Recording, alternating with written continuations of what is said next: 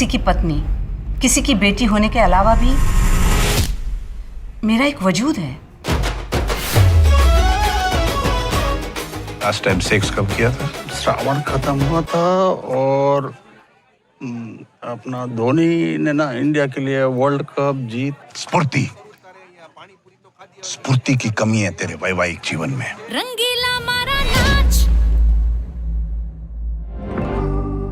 So Madhuri ma'am and Anand, sir, it's wonderful to have you on Filme Shilmy. I cannot tell you how special Maja Ma is to the LGBTQIA community, and it makes me very proud to see a film like this. So firstly, thank you for making this film. And I think Madhuri ma'am, I'm going to begin with you straight away actually. It's so heartening to see an icon like you playing a lesbian in Maja Ma, and it's very rare for an A-lister of your caliber to play such a progressive role. So considering all of that, firstly, what compelled you to do this film, and how conscious were you to ensure that the role was played with dignity and sensitivity? Well, the moment I heard the script, I mean, Anand and Amrit approached me with the script, and they said, we have something really different and we wanted to hear it. And I said, okay, and then I gave them some time, and they came and narrated the script to me. And I liked it immediately. I loved the script because I thought it was very sensitively handled. It was very dignified, the way the portrayal was there. And when they were talking to me, they said they sat with different NGOs that they work with, like Humsafar and a lot of them, to make sure that everything was rightly portrayed, and true to life, and through people's experiences and what happened with them. They had everything. They had done a lot of research on it before actually sitting and writing and penning it down. I thought it was very sensitive. My character was beautifully done. Even all the women, all the characters, they were very relatable. Aam Aadmi, like everybody was. They could have been that aunties and uncles or, the youngsters in your own, community. And that's what I thought was very relatable. You could sympathize, empathize, or you could hate, each character with their actions and the way they behave on screen. But they're so real because you've seen it happen in your, in reality. So all those things, and I love the message of the film, which is basically of acceptance, Yes. And it was not railroaded in any way. It was very gently put. It was not preachy in any way. It was very simply said, and it came from the heart, and that's why I did the film. No, absolutely. And I think, Madhuri ma'am, I think given the fact that you recently worked with Duti Chand in Jhalak actually, and the fact that, like you said, that, there was a lot of research that has gone into, Yes. the project. How do you feel actually going forward now as well? You can perhaps use, again, the popularity and fame that you've amazingly achieved to encourage more such LGBTQIA plus voices as well. People say that, what do you see fame as? But I see with fame comes responsibility. And when I did this movie, I took on a responsibility in a sense that I wanted this message to reach as many people as possible, and so that was one of the, driving forces behind it. Of course, we see in our own lives, we meet so many people, we have friends whose stories we know, and we've heard so many instances. We are not living in a vacuum, Yeah. We are living with people, and we see so many things happen around us. And somewhere, like even Duti, who was on our own show, and she had told us about her experience with what happened with her. I think all these things were like kind of absorbed and helped me to portray this character, of Pallavi. Absolutely. No, very well said there. Anand, many of your works actually showcase a social fight with love as an essential pivotal background. I mean, Bandish Bandits was fantastic, and I must applaud you for that. I mean, I still remember that show, and it was the way you crafted it was fabulous. But tell me, what significance does love and social justice have on you, and how do you internalize that through your craft of filmmaking? I think somewhere it defines everything that I'm doing, not just my art, but also my living. I think love defines everything, every breath that we take. We want to be appreciated, we want to be accepted, and we become something to someone when we return that to them. So as makers, you need to portray what you feel, right? For me, love is very important, not just the romantic kind, but all kinds. Similarly, I think it is for artists to, how will we be remembered really, right? Through our work. If I'm able to portray the society the way it is and the way I want it to be, then I've done something as an artist. Otherwise, there is no right for me to call myself an artist.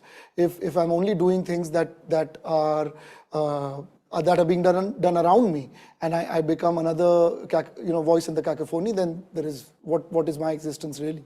So I've always tried to talk about things that I feel aren't talked about as much. And same with Maja Ma. It's not that in Indian cinema, in fact, Indian cinema is probably more progressive than most cinemas around the world, where the conversation of LGBTQI+ has been discussed quite a lot across the country.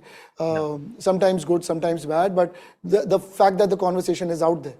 I might be one of those voices, but I want to take that forward. I want to start talking about certain aspects and certain nuances that aren't spoken about when you come into a popular spectrum of storytelling. So that was the attempt really. Right. This has made me really think actually, because I recently watched a Pakistani film called Joyland.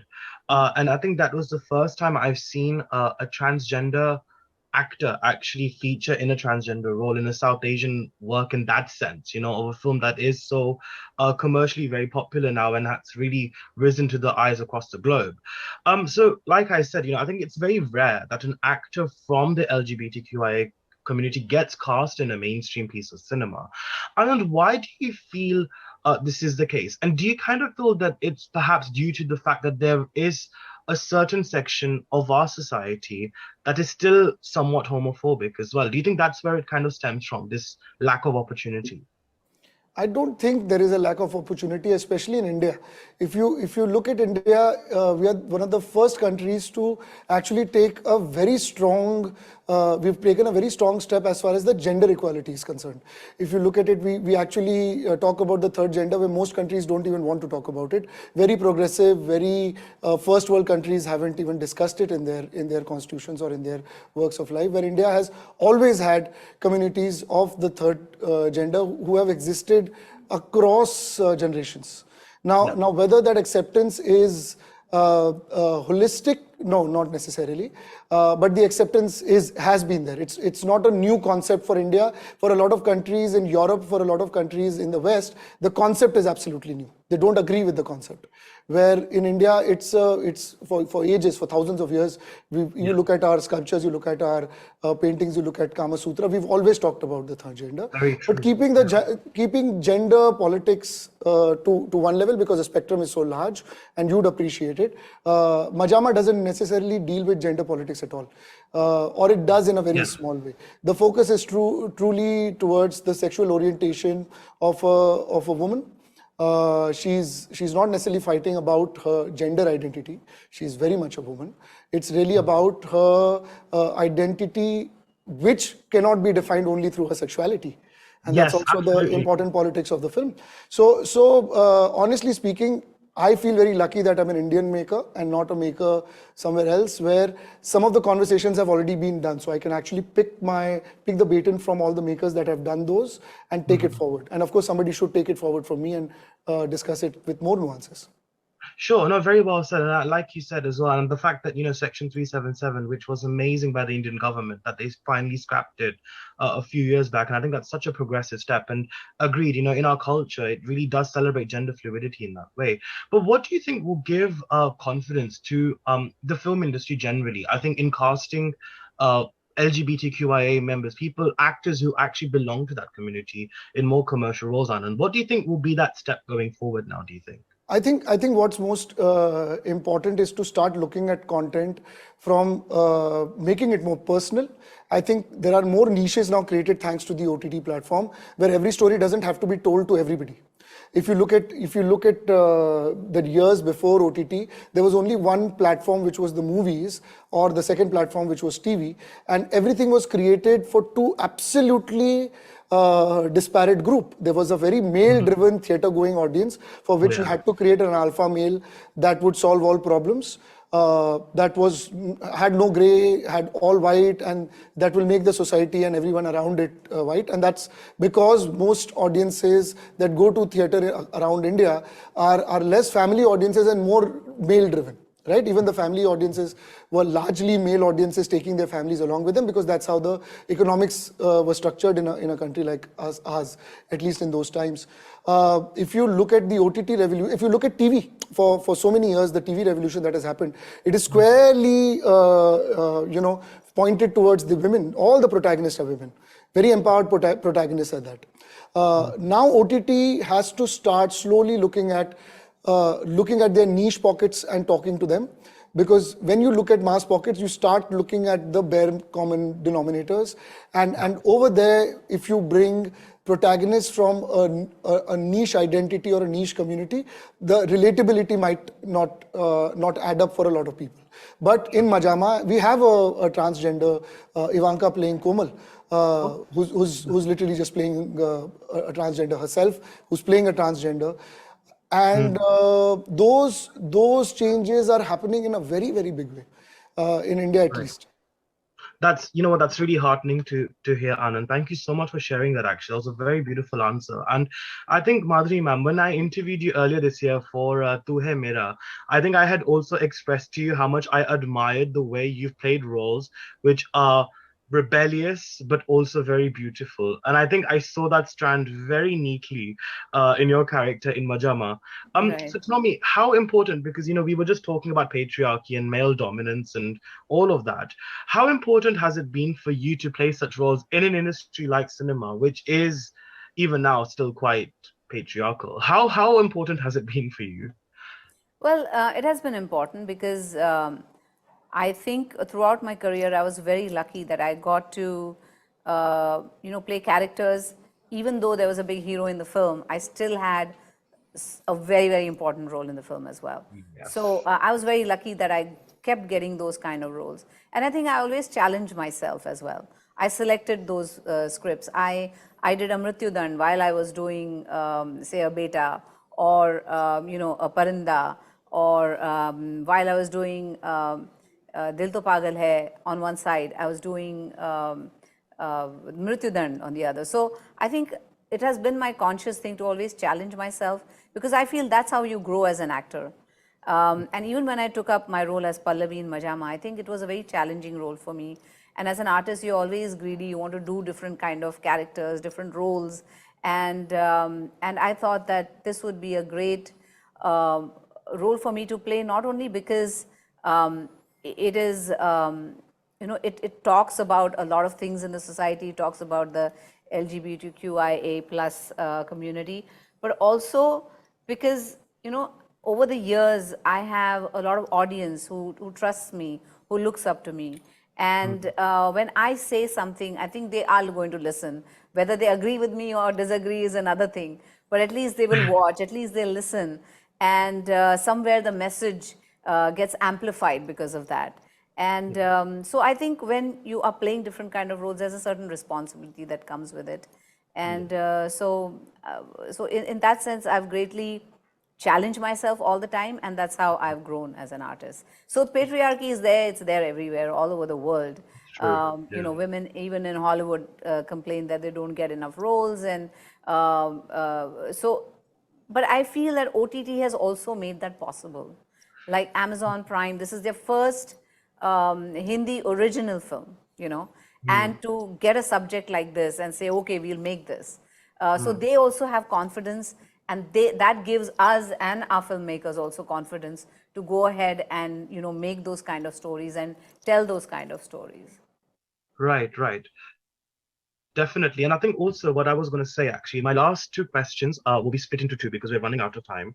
I think Madhuri ma'am, because you were talking about the OTT, and it was interesting. I had just done an interview with Aisha Julka ma'am, actually, and we were just talking about, the status that you all have achieved. I mean, during the 90s, not the 90s. I mean, you will always be the top actresses for sure.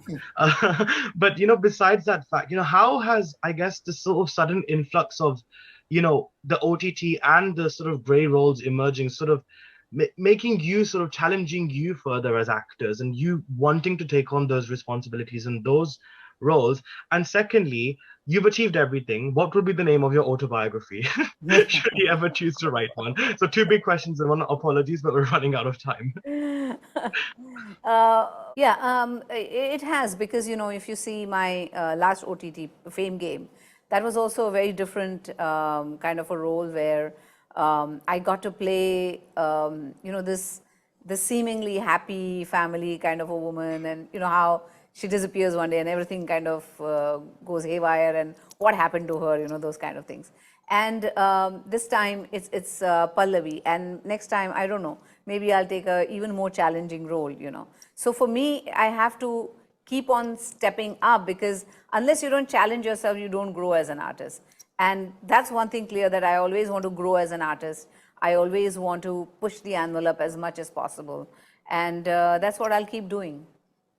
Right. And what would be the name of your autobiography? I don't know. I haven't thought about it. I think there's much more work to be done. Oh, good. We'll just call it Mohini. Mohini. Yeah. or maybe it's How to Learn Simple Maths with Madhuri Dixit, and then just have one as the caption. Even that will be the bestseller. What's that? Yeah, I agree. Simple Math with Madhuri Dixit. No, that would be wonderful. But look, honestly, Madhuri ma'am and Anand sir, it's been such a pleasure. So for me, as a Gujarati and as someone who is gay, I absolutely really admire and adore the fact that Hindi cinema is making films like this. And I think we, as critics, as journalists, or whatever of the media industry, we definitely need to encourage such films. And I'm really, really thankful to Prime Video for giving me this opportunity to speak with you both. Thank you so much for joining me. Thank you. Thank you. Thanks. Bye-bye. Bye. Take care.